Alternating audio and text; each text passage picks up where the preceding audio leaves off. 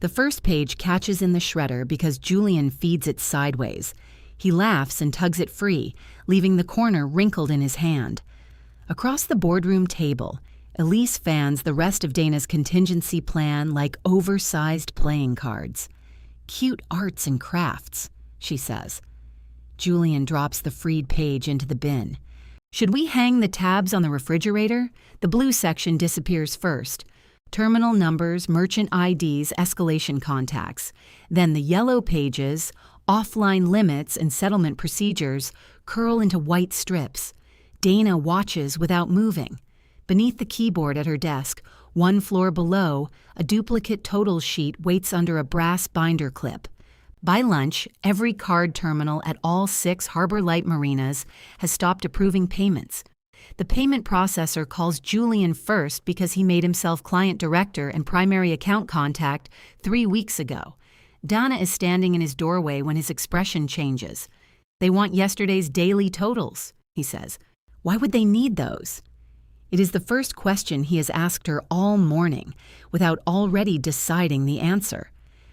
3 hours earlier, Julian had arrived late to the continuity review, carrying coffee from a cafe 12 miles inland, even though Harbor Light ran a perfectly good coffee station downstairs. The paper cup bore his name in black marker and a complicated list of substitutions. Dana had noticed because Julian used to mock Owen for ordering anything that required explanation. "Sorry," he'd said, taking the chair at the head of the table. "The Route 9 project ran long." "The gate readers again?" Nina Salazar had asked. "Fixed. They're all reporting now." Nina, Harbor Light's controller, glanced at Dana. They both knew that reporting and charging correctly were different conditions, but Dana let it go. The meeting was supposed to last 20 minutes. Through the windows behind Julian, masts rocked in their slips at the flagship marina. The forecast called for clear skies through Thursday, ideal weather for the Striped Bass Classic. By Friday, more than 100 tournament boats would be moving between Harbor Light's fuel dock, transient slips, bait shop, and service yard. Dana had set 6 packets around the table. Each was divided with blue, yellow, and green tabs cut from index stock. The front page read, "Payment Continuity, Local Response in 12-point type."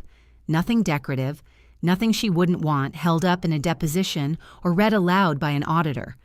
Elise entered, sat beside Julian, and put her phone face down on Dana's packet without opening it. "All right," Elise said. "Convince me this isn't another binder." "It isn't a binder. That's a good start. It's the minimum local record we need if the processor portal or cloud point of sale goes down. Each location keeps one sealed copy. Accounting keeps the settlement checkpoint." Julian took a sip of coffee. "The processor has redundancy. So do we. The whole point of migrating was to stop running 6 marinas like 6 bait stands.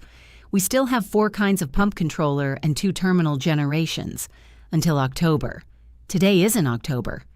Nina hid a smile by looking down at the packet. Julian opened to the first blue tab. He had a way of reading documents that looked more like searching them for a personal insult. He was good at meetings, especially when there were people in the room who wanted to feel late to the future. He could turn a technical limitation into an old person's fear and an unfinished rollout into a bold transition. That talent had helped Harbor Light. Inventory shrinkage was down at the chandleries. The service yards finally ordered common parts under one vendor agreement.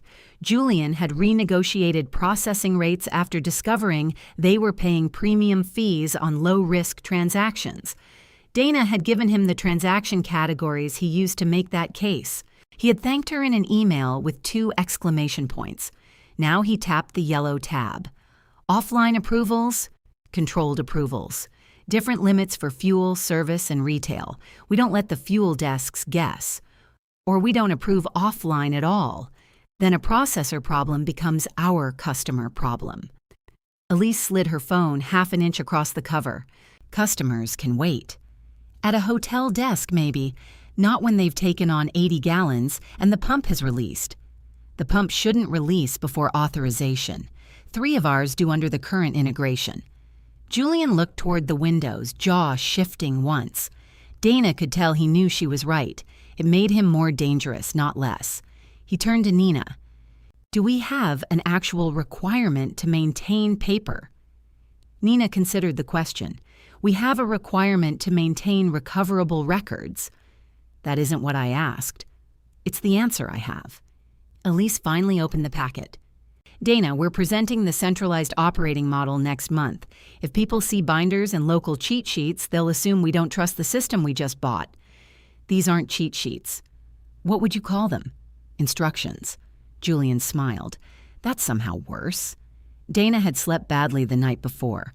Owen had come by on Sunday to collect the last 2 boxes from the garage, though their divorce had been final for 7 months. One box contained winter clothes, the other rattled when he lifted it. What's in that one? She'd asked. Bar stuff. You don't own bar stuff. Apparently I do.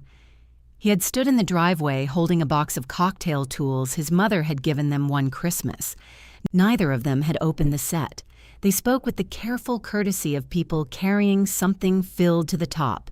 Before leaving, Owen had said, Julian thinks you're making the transition harder than it needs to be.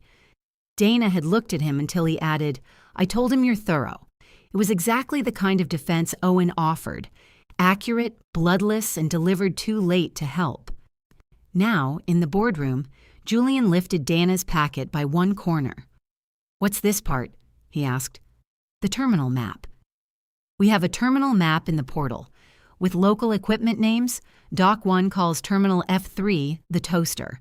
South Point switched 2 devices after the lightning claim, but the serial numbers didn't get updated in the portal until last week. They're updated now. Because I checked. Elise leaned back. This is what we're trying to move away from, Dana. You personally checking everything. That's why I wrote a procedure with colored tabs. The tabs are so someone can find the right section with a customer standing in front of them. Arts and crafts, Julian murmured. Elise picked up the packet, fanned the pages, and laughed. Cute arts and crafts. She was looking at Julian when she said it. Dana saw the invitation pass between them. Julian carried the packet to the shred bin beside the credenza. Nina straightened. Hold on. It's a duplicate, Julian said. It's a controlled draft, Dana corrected. We agreed that local workarounds end with the rollout. We never agreed to destroy continuity instructions. You sent it to the print room. It exists digitally. The contact list does. The full packet doesn't belong on the same network as the system it covers. Julian pushed in the first pages. The shredder chewed loudly enough to stop the conversation. Elise gave a short laugh. The sound came more from discomfort than amusement, but she stayed in her chair. That choice mattered more. Dana looked at Nina. Nina's lips parted, then closed. Her eyes went to the glass wall of the boardroom, where 2 analysts at nearby desks could see everything. Dana could have grabbed the pages. She could have raised her voice. Instead, she reached for the brass binder clip holding her meeting notes, squeezed the wings together, and slipped it into her jacket pocket. Are we finished? She asked. Julian mistook her calm for surrender. As soon as you confirm there are no other local copies in circulation, there are no issued packets. That's not what I asked. It's the answer I have. Nina coughed into her fist. At 10:47, Dana was back at her desk matching Sunday's settlements. She did it every morning in the same order: fuel, retail, service, slips. The routine had started after a storm outage 4 years earlier, when a restored terminal batch captured the same 19 fuel transactions twice. Since then, she wrote each location's final total and transaction count on a single sheet, in pencil, then compared it to the bank activity after settlement. Julian called it her little rosary. The duplicate totals sheet sat beneath her keyboard because the air vent overhead liked to scatter paper. She clipped it with the brass binder clip from her pocket and wrote North Harbor beside the first amount. Nina appeared at the partition. You okay? I'm reconciling. I saw what you're doing. That makes 2 of us. Elise shouldn't have laughed. No, I should have stopped him. Dana's pencil paused. Nina was 62, sharp enough to spot a 3-cent variance and soft enough to apologize to furniture after bumping into it. She had worked for Celia Mercer since Harbor Light was one marina, one leaky travel lift, and an office where rain came through the ceiling fan. Would he have stopped? Dana asked. No. Then you'd be on his list, too. I may already be. Welcome. We don't have jackets. Nina smiled, but her eyes remained unhappy. He asked me last week whether your settlement routine was necessary. What did you say? I said controls are usually unnecessary right up until the minute they aren't. Bet he loved that. He said I was being philosophical. At 11:36, the first message came from South Point. Card declining, but customer bank says, okay's, portal slow, call me. Dana saw it in the shared operations channel. Before she could answer, Julian posted that the payment team was investigating. At 11:41, Dock 1 reported 2 frozen authorizations at the diesel pumps. At 11:44, Bay Reach posted a photograph of a terminal showing a spinning blue circle. Dana opened the processor portal. The login page loaded, accepted her credentials, then returned her to the login page. She tried the status site. Green bars. All services operational. By 11:50, the phones began. Dana answered Bay Reach first. In the background, wind cracked against the receiver, and somebody called out a pump number. It approved here, the dock manager said. Then the receipt failed. Do I run it again? No, write down the amount and last 4 digits. Don't retry anything that released fuel. I've got 4 boats waiting. Use the manual tickets from the red cash drawer. Julian had those removed. Dana closed her eyes. Okay, blank service slips? We have those. 1 slip per transaction. Time, pump, amount, last 4, and what the terminal displayed. No full card numbers. What do I tell people? The truth. We're confirming approvals before we charge them again. At 12:03, Julian called an emergency huddle in his office. Elise stood behind him, one hand braced on the windowsill. The confidence from the boardroom had thinned around the edges. The processor says it's an upstream routing issue, Julian said. We're looking at maybe 40 minutes. Who told you that? Dana asked. Account support. General support or our implementation contact? Does it matter? Yes. His desk phone rang before he could answer. He glanced at the display and put it on speaker. This is Julian Mercer. A woman introduced herself as Marisol from Processor Incident Response. Her voice was calm and fast. We're seeing inconsistent batch states across your merchant hierarchy. Before we initiate recovery, I need the last successful settled total and transaction count for each merchant ID. Julian looked at Elise. Those are available in your system, he said. Portal reporting is affected. We need your independent daily totals. We migrated away from local reporting. There was a brief silence on the line. Who handles your settlement reconciliation? Julian's eyes lifted to Dana.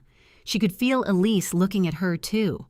On the wall behind them hung an enlarged photograph of Harbor Light's first marina. Celia stood beside a wooden fuel pump in white shorts and rubber boots, smiling like ownership was something she had wrestled out of the water. Dana set the clipped sheet on Julian's desk. Yesterday's totals, she said. All 6 merchant IDs, with transaction counts and final batch times. Relief crossed his face so quickly it was almost private. He pulled the page toward him. I have them. Marisol asked him to read North Harbor first. Dana put 2 fingers on the top edge of the sheet. Julian looked down at her hand. The figures need context, she said. South Point had a split batch after the lightning replacement. Bay Reach closes slips separately from fuel. If you give her 6 numbers without the batch notes, she'll match 2 of them wrong. His relief hardened into something else. Then Marisol spoke through the desk phone. Is that Dana Mercer? Julian's gaze stayed on Dana's fingers. Yes. Please keep her on the call. She knows the account structure. Elise turned toward the window. Dana released the sheet, but Julian didn't pick it up. For the next 18 minutes, she walked Marisol through every total, every count, and the 3 terminals moved after the lightning claim. Nina joined them with bank confirmations. Together, they established the last clean settlement point and separated trapped authorizations from completed captures. At 12:38, Marisol approved controlled fallback processing for North Harbor, Bay Reach, and South Point. Julian muted the phone. "What do the locations need?" he asked. Dana looked at him. It was the second real question he had asked her that day. "The yellow section," she said. "The one you shredded." Julian unmuted the phone. "We're assembling the local instructions now," he said. Dana looked at him. He avoided her eyes. Marisol gave them 15 minutes before she would open the fallback route. If a marina entered the wrong authorization code or retried a stranded transaction, it could create duplicates that would take days to unwind. Dana pulled a legal pad from Julian's desk. "Call South Point," she told Nina. "Get Carmen on a private line. Bay Reach needs Paul. North Harbor gets Terry, not whoever's at the fuel counter." Elise folded her arms. "Why private lines?" "Because customers are standing at the desks, and we're about to read authorization codes." "I meant why those people. They've done manual settlement before." "When?" "Before we migrated." Julian's mouth tightened. The rollout documents had described every employee as fully trained. Dana wrote 3 columns across the legal pad. In the first, she listed the affected merchant IDs. In the second, terminal nicknames and serial number endings. In the third, the maximum amounts Marisol approved for controlled transactions. "They'll need something printed," Nina said. "They'll write it by hand." "On what?" "Service slips." Julian leaned over the pad. "We can push instructions through the operations channel." "No, that channel includes 27 people who don't need temporary processor codes. We need speed. We need 3 people to do 3 things correctly." Elise picked up her phone. "I'll get the managers." "Don't tell them to rerun anything," Dana said. "I know how to make a phone call." "Then tell them this sentence exactly. Do not rerun any card that released fuel." Elise stared at her for 1 beat too long, then stepped into the hall. Dana built the missing yellow section from memory while Nina made the calls. She could see the original pages disappearing again, the paper bending under Julian's palm. At the time, the humiliation had felt hot and immediate. Now there was no room for it. A fuel dock with a dead payment system was a line of expensive decisions floating on water. Carmen at South Point answered on the first ring. "I've got a charter captain threatening to leave cash in an envelope." "Take the envelope if he insists," Dana said. "Write his vessel name across the seal and lock it in the till. Don't count it yet." "Why not?" "Because Paul at Bay Reach once counted dock cash in a crosswind." Nina, listening beside her, said, $20 bills went all the way to the launch ramp." Carmen laughed despite herself. "Fine. Sealed envelope." "Tell me what the toaster says." "Who told you we still call it that?" "Everyone calls it that." The toaster showed 2 completed authorizations that had not settled and 1 abandoned transaction that had still placed a hold. Dana relayed the identifiers to Marisol, then guided Carmen through the fallback screen. The first controlled charge was for 96 gallons of diesel. "It says approved," Carmen said. "Read me the 6-character code." Carmen did. "Now print once." A thermal printer chirped over the phone. The sound was so ordinary that Nina let out a breath. At Bay Reach, the fallback terminal rejected Paul's first password. Julian reached for the speaker button. "Don't," Dana said. "He's wasting time." "He's typing the date backward." "How do you know?" "He always types the date backward when he's nervous." On the next attempt, Paul got in. By 1:14, 3 marinas could process limited payments. The others remained on cash or signed service slips because their older terminals could not use the fallback route safely. Dana instructed every desk to mark pending transactions with green painter's tape so the evening staff wouldn't mistake them for finished tickets. Terry at North Harbor said they were out of green. "Use blue," Dana told him. "Blue means launch holds." "Today it means card holds. Put a note on the drawer." "This is why we need the paper," Terry muttered. Julian heard him. After the call, Elise ordered sandwiches from the deli by the highway. She asked what people wanted without looking up from her screen. "Turkey," Nina said. "Nothing," Dana said. "You need to eat." "I need the clean batch list from accounting." "I can do that," Nina said. Dana shook her head. "You're reconciling bank activity." Julian had moved to the window. From the office, they could see customers crossing the dock store patio, carrying bags of ice and coiled rope. Nothing outside looked broken. He waited until Elise and Nina left before closing the door. "What you did in there," he said, "was useful." "Useful? You know what I mean." "I know the word." He rubbed the back of his neck. He and Owen had the same hands, broad across the knuckles, with half-moons of white around the nails. Seeing them used to make Dana feel she knew something about where Owen came from. Now it only made the room seem smaller. "I shouldn't have shredded it," Julian said. "No." Elise got going. Elise didn't put the pages in. He looked toward the door. "I'm trying to tell you I made a mistake."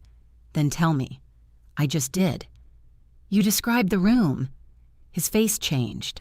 She had seen that change at family dinners whenever someone pushed past Julian's polished reasonableness. He rarely shouted. He made the other person feel embarrassing for requiring a direct answer. "I'm sorry I shredded the packet," he said. "It was disrespectful." "Yes." "And I appreciate that you kept the totals." "I keep them every day." "I know." "No, you know today." He picked up the clipped sheet. For a moment, his thumb rested on the brass wings. "We'll fix the process after the incident. We can start by documenting why the fallback worked. After the incident. The incident record starts during the incident. You don't have to turn everything into a contest." Dana looked at him. "Did you call Owen last night?" The question landed harder than she expected. Julian set down the sheet. "He's my brother."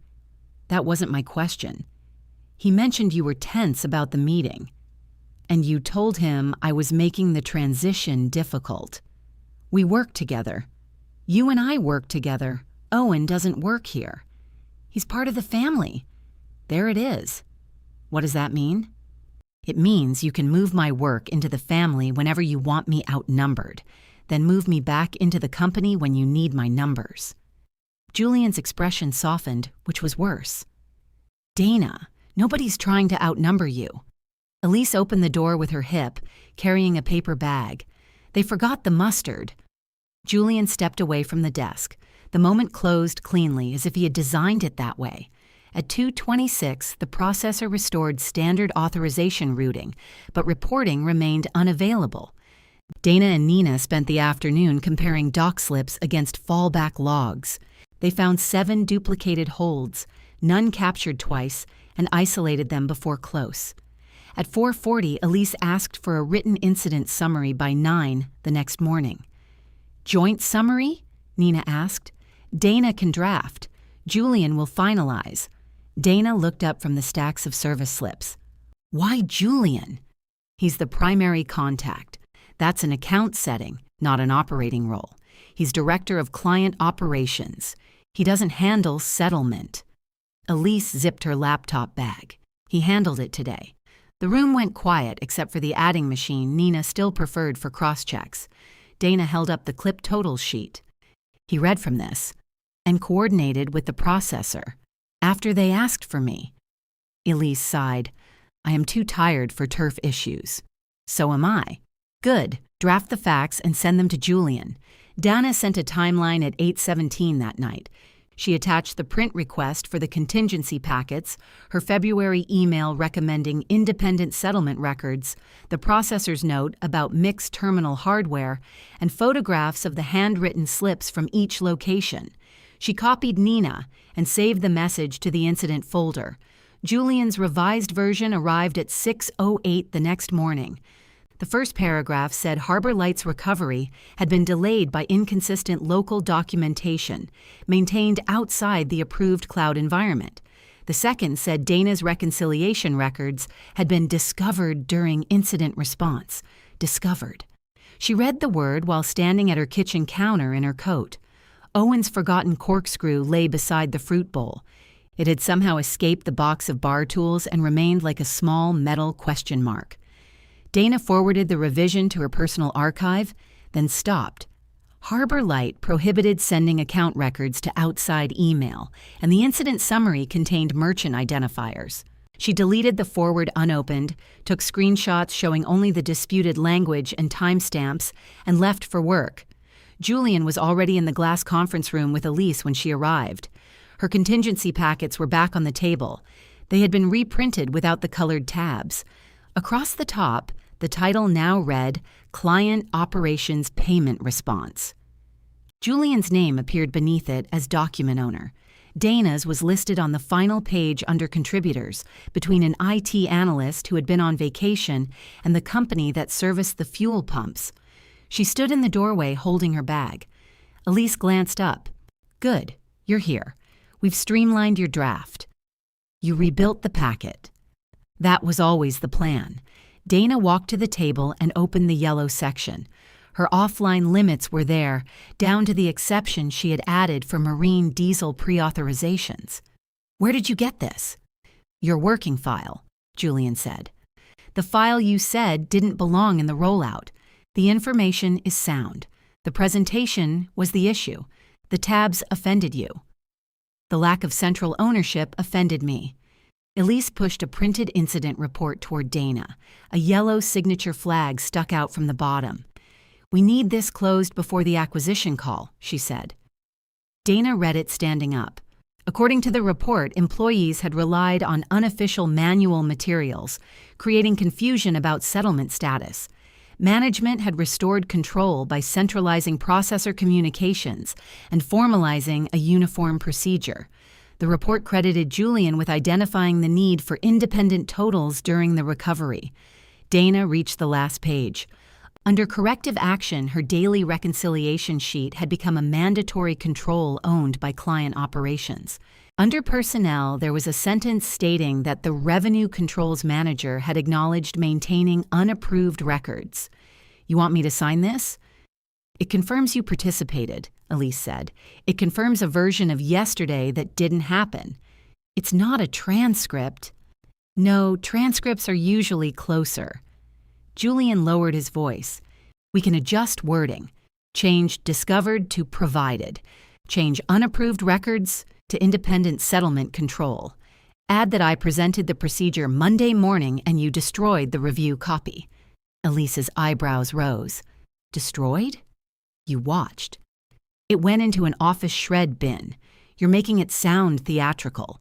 It was theatrical. Julian got up and closed the conference room door.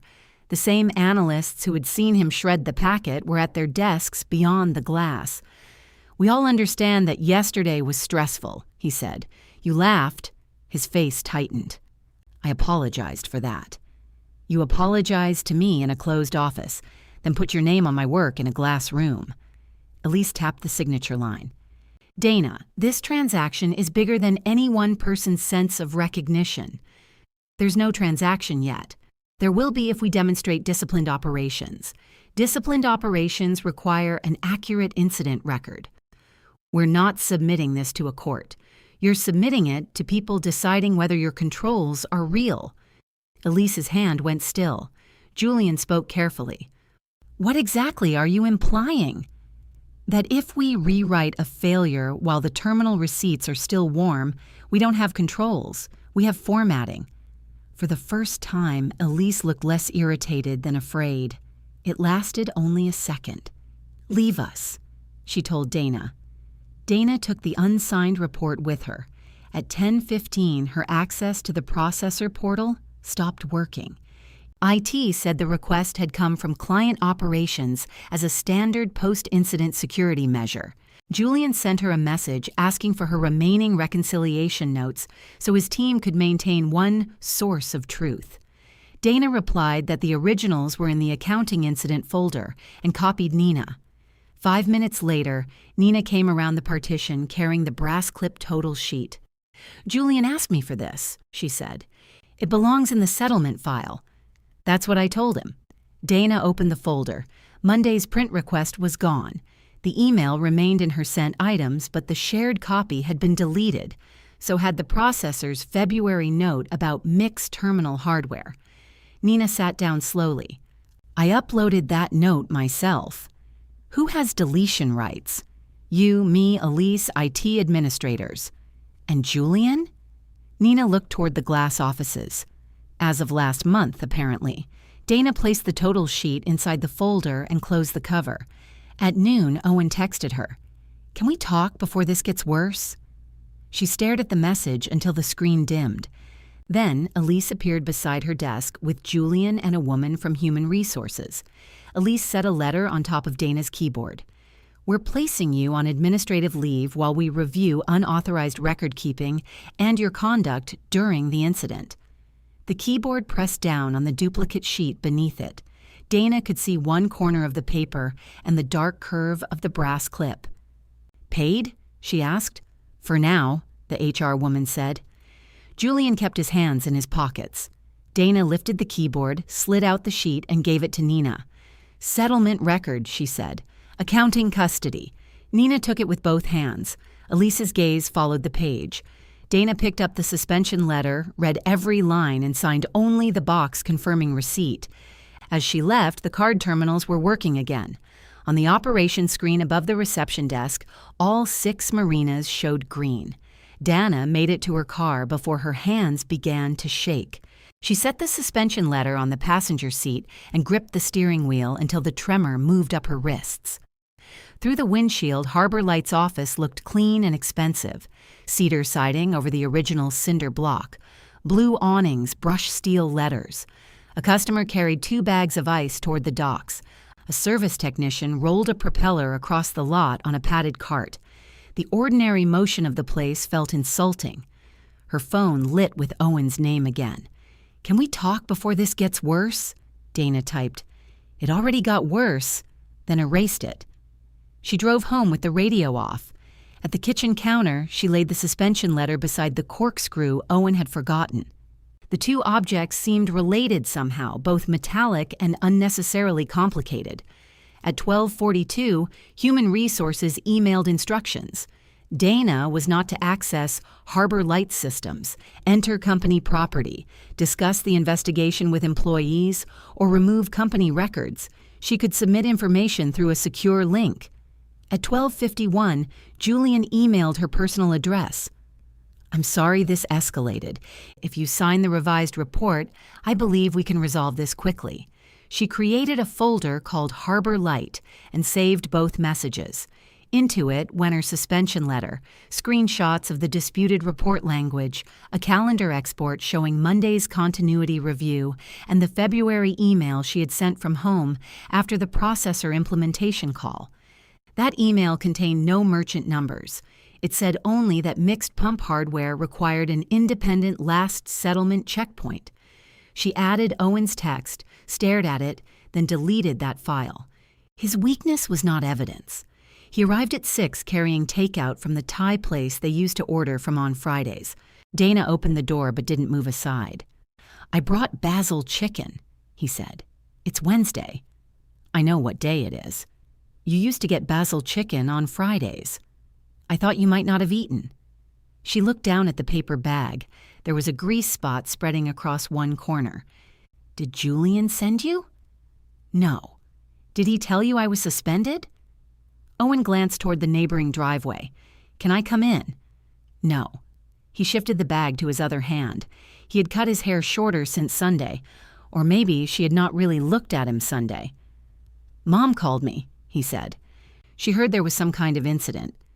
Your mother hears about everything 5 minutes after everyone decides not to tell her. She wants this settled. So does Julian. He said you refused to sign a routine report. Dana laughed once. Did he mention shredding my continuity plan 3 hours before he needed it? He said there was a joke that got out of hand. A shredder is a machine, Owen. You have to keep holding the paper there. His eyes dropped. That's not why I came. Why did you come? To ask what you want. The truth in the incident file. No, I mean, what do you actually want? She understood then. He thought there must be a private price beneath the public argument. an apology, a title, a chance to make his family bend. "I wanted to go to work today," she said. "You can go back if you let them correct this. They're asking me to let them make it incorrect, then negotiate the wording." I did. "Dana, Julian can be a jerk, but he's under pressure. They're trying to close a deal that changes things for everybody. There is no deal to close yet." "Fine. They're trying to get to one. And I'm the thing in the way?" "I didn't say that. You never do." The bag sagged in his hand. "When we were married," Dana said, "did you think they were doing me a favor by employing me?" "No." "Did you ever tell them that?" "I didn't know I had to." "You heard Julian talk about my little rosary at Thanksgiving. It was teasing." "You laughed." Owen looked up. "So this is about Thanksgiving?" "No, that's the problem with you. If I give you one small thing you can understand, you make the whole problem that size." His face reddened. "What do you want me to do? Choose you over my brother after we're divorced? I wanted you to choose what happened over what was convenient. That would start a war. There already is one. You're just standing where it's quiet."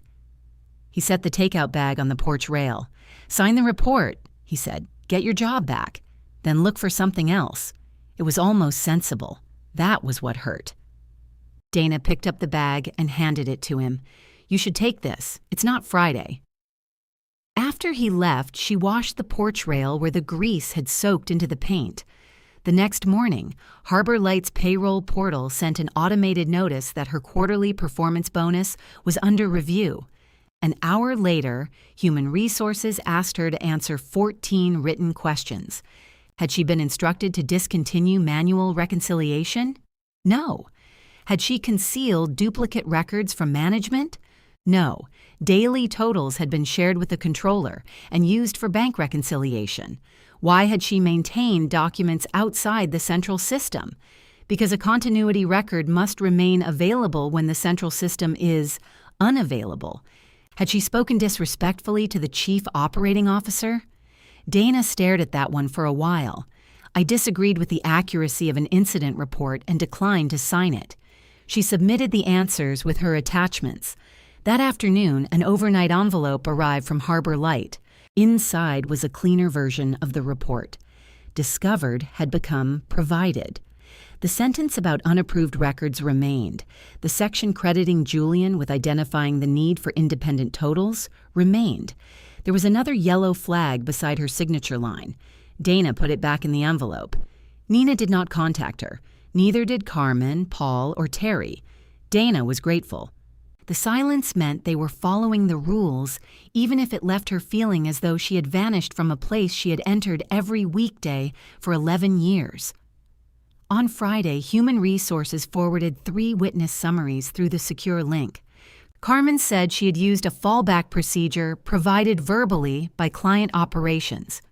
Paul said he received centralized instructions after attempting to access the processor. Terry's said local staff had lacked consistent written guidance. Dana read Terry's sentence twice. Terry had been the one who muttered that this was why they needed the paper. The summaries had no direct quotations, no timestamps, and no signatures. She replied with one question.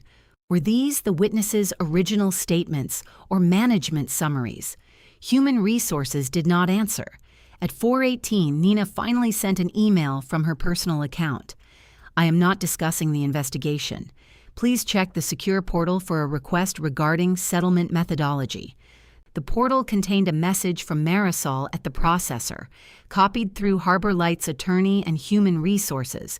"We require clarification of the prior independent totals before releasing the temporary settlement reserve. The totals submitted today do not reconcile to Monday's checkpoint. Please confirm whether the submitted amounts include pre-authorizations." Dana read it once, then again. The attached table showed the problem. For South Point and Bay Reach, someone had added outstanding fuel pre-authorizations to completed sales.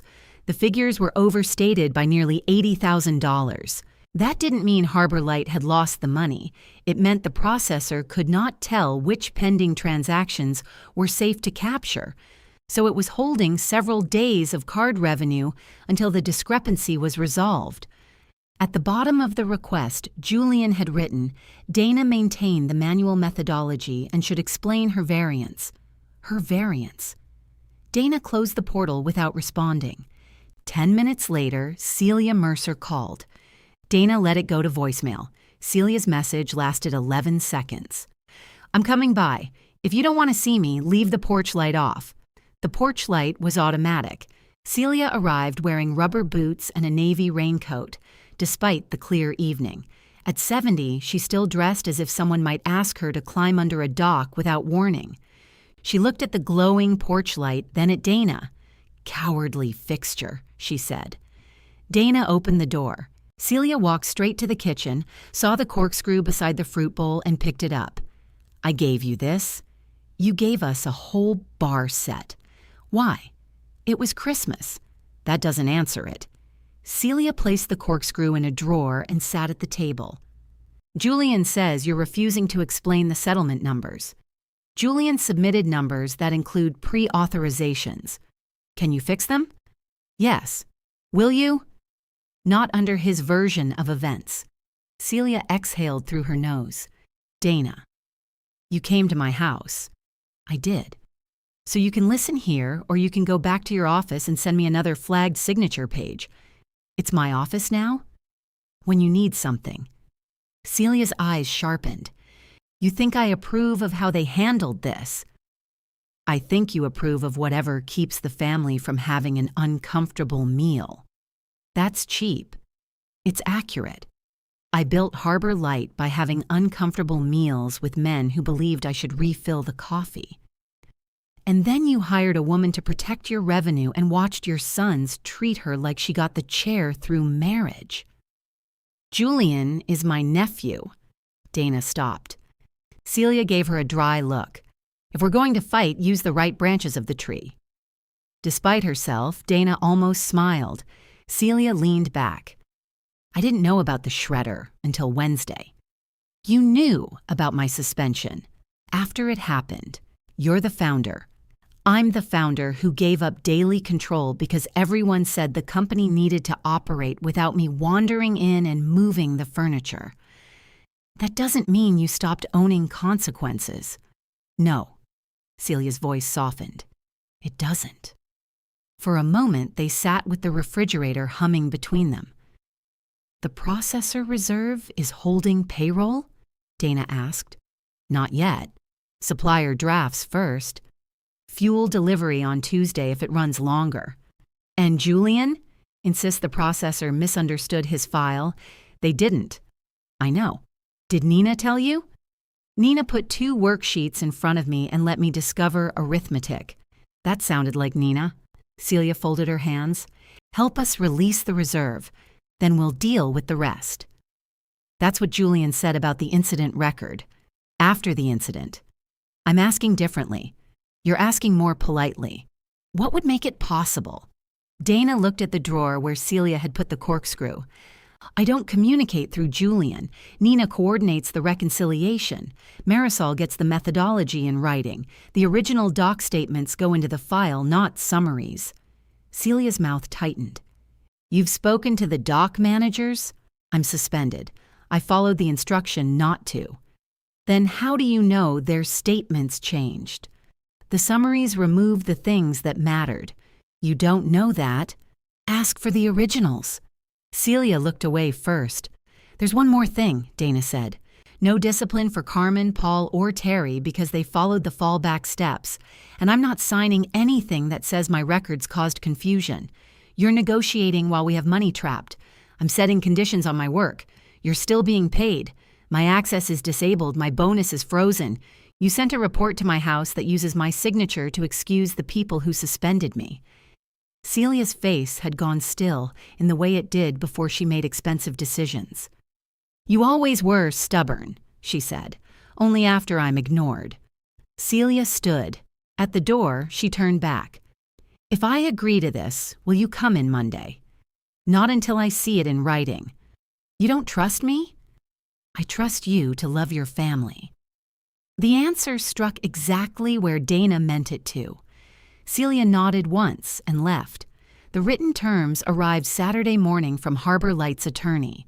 They authorized Dana to assist only with reconciliation, restored Nina as lead processor contact, preserved the dock manager's original statements, and stated that her participation did not constitute acceptance of the incident report.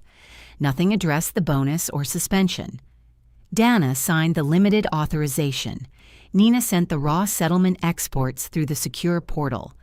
Alongside them was a scan of the duplicate daily totals sheet.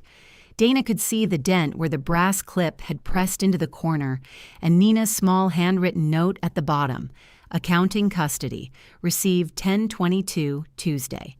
Using the last clean totals, terminal counts, fallback codes, and timestamped service slips, Dana separated completed charges from pre-authorizations. The green tape transactions matched one group. The blue tape North Harbor tickets matched another, just as Terry's drawer note had said. Even their improvised tape colors had preserved the sequence, Julian's combined file erased. Dana built a reconciliation table and sent it to Nina and Marisol. She did not copy Julian. Marisol confirmed the corrected numbers within 2 hours. The processor would release most of the reserve Monday, once Harbor Light certified which stranded holds to cancel. Beneath that confirmation was a new message from the acquisition team's operations advisor.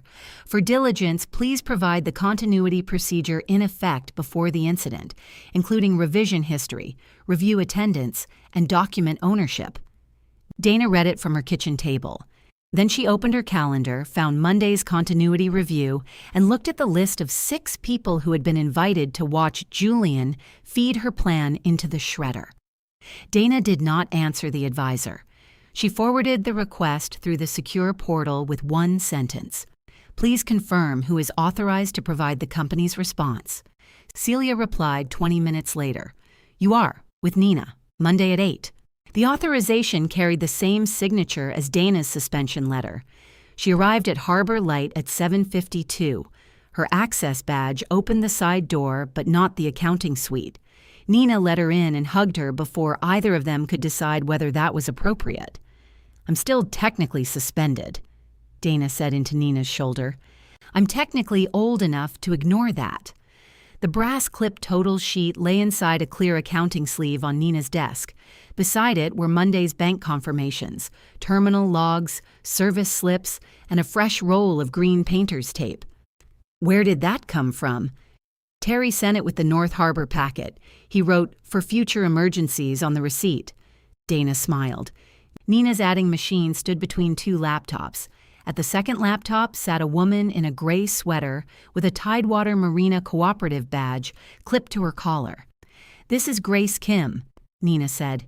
She handles revenue controls for Tidewater. Celia asked if we could borrow her for an independent cross-check. Grace stood and offered her hand. Nina once found a duplicate fuel batch in my books because I complained too loudly about being off by exactly $6,000.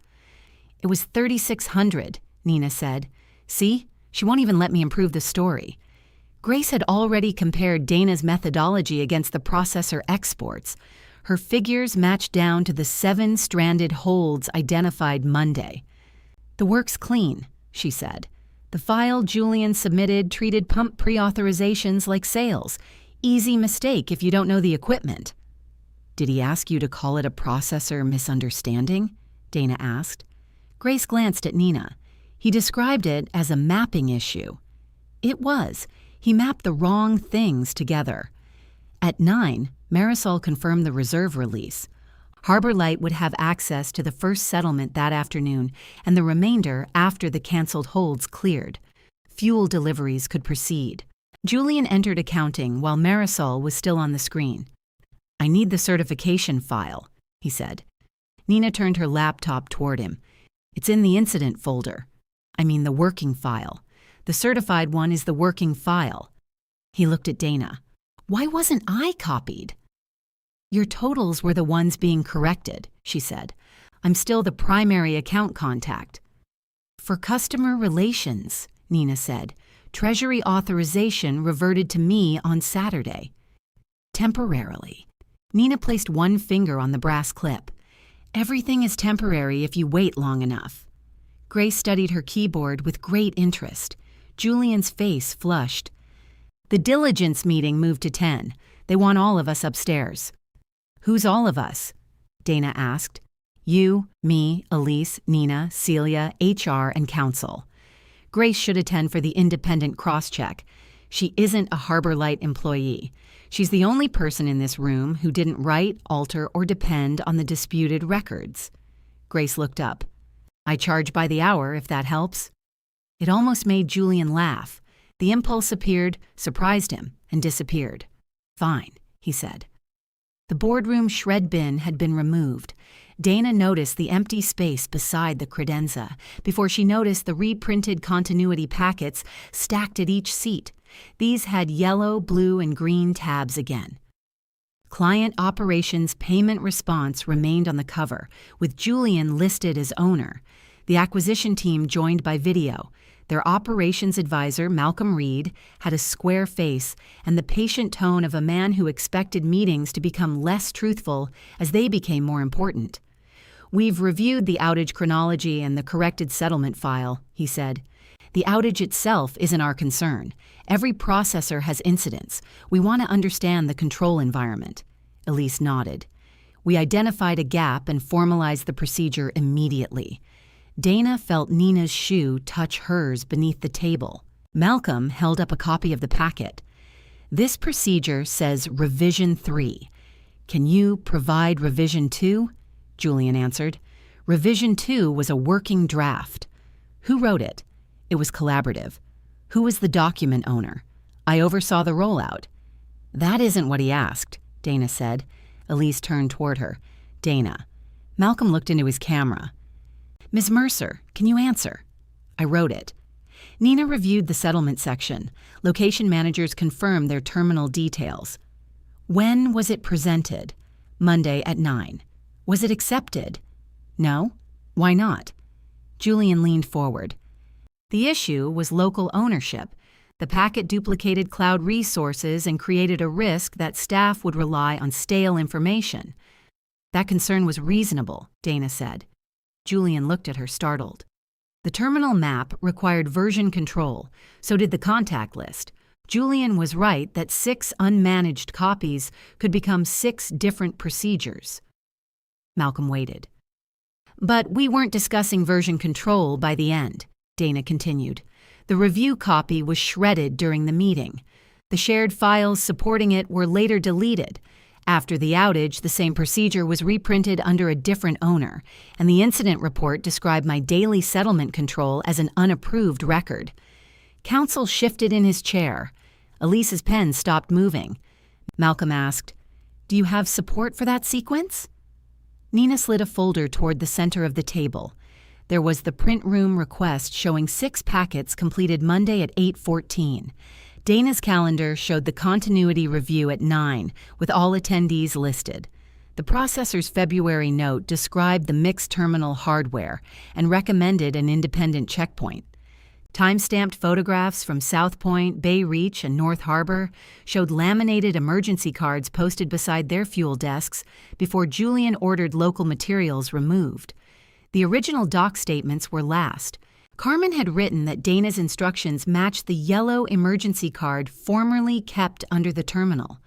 Paul had described using the service slips because the red cash drawer had been removed during standardization. Terry had included his handwritten note changing the meaning of blue tape during the outage. None of those details appeared in management summaries. Elise put down her pen. We condensed operational noise. You removed everything showing the procedure existed before the outage, Nina said. That was not my intention. Whose was it? Malcolm asked. Elise glanced at Julian, then at counsel. Julian opened his packet. We were under pressure to produce a coherent report. The location statements were contradictory. They weren't, Grace said. They were local. Local isn't the same as contradictory. Julian's fingers tightened around the cover. I modernized a company that was drowning in local exceptions, he said. We had handwritten fuel tickets, 3 inventory systems, managers buying parts on personal cards. Everyone at this table wanted standardization until it required us to stop treating every workaround as sacred. You did good work on inventory, Dana said. You negotiated better processing rates. That doesn't make this report accurate. I made one bad call in a meeting. You made another when you changed the report. Then another when you submitted totals you didn't understand and called the difference mine. The room settled around that. Malcolm did not demand anyone's resignation. He asked for the draft history, the original statements, and a revised governance chart showing who could alter payment controls. He requested a written explanation for the deleted shared files and recommended that acquisition diligence pause on operations until Harbor Light demonstrated 30 days of stable reconciliation. The delay was costly. It was not fatal. When the video ended, Elise remained seated. Celia closed the packet in front of her. "Who authorized deleting the shared files?" Julian answered. "I cleaned the incident folder after we centralized the document. You deleted evidence that the document had another author. I removed obsolete drafts. Did you tell Elise?" Elise spoke before he could. "I told him we needed one controlled version." "That's not an answer," Celia said. Elise's composure broke at the edges. "You brought me here to make this company ready for a transaction. Every time I standardized something, someone invoked history.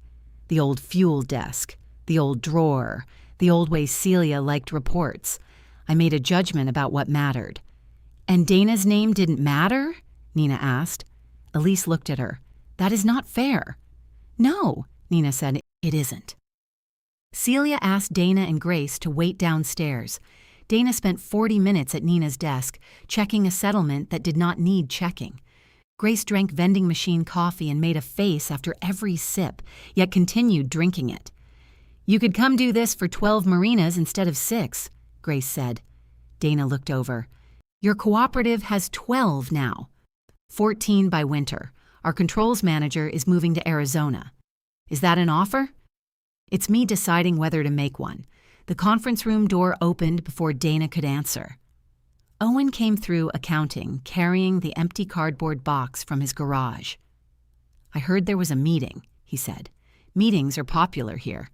He set the box down. Inside were copies of Harbor Light newsletters, vendor catalogs, and the photograph from Celia's office wall, the one showing her beside the wooden fuel pump.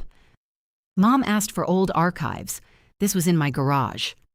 Dana lifted the photograph. "Why?" "She gave it to us when we bought the house. I thought it stayed in your office. I thought you took it." They had divided a life by guessing what the other person wanted, then resenting the guesses. Owen put his hands in his jacket pockets. "Julian told me what happened." "Which version?" "The one where he messed up." "That narrows it?" "I should have asked you before I came over." "You did ask what I wanted." "No, I asked what would make the problem disappear." Dana set the photograph back in the box. "He's still my brother," Owen said. "I know." "But you were right." She waited for the rest. None came. It was not a brave speech. It would not change the incident file. Yet he had said it inside the family office, with Nina and Grace close enough to hear. "Thank you," Dana said. Celia called her upstairs. Elise had gone. Julian sat near the window staring at the masts.